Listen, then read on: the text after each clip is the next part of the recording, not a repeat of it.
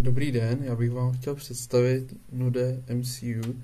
Je to mikrokontroler, který vlastně je založen na Wi-Fi modulu ESP8266 a je zde přidělaná ještě část, která má převodník RS232 USB.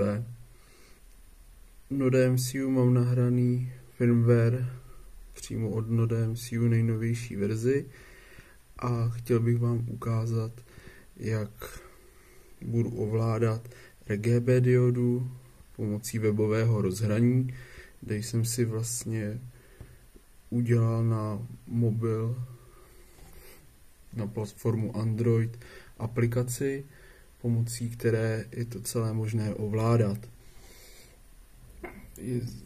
Jsou zde celé je to ovládáno příkazama, například tak si to vypneme, dáme si zelenou, vypneme červená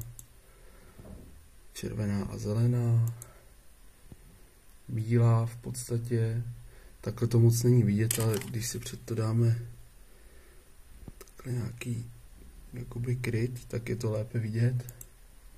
Vypnutí, modrá, zelená a modrá, bílá, zelená. Takhle se to jednoduše ovládá přes webové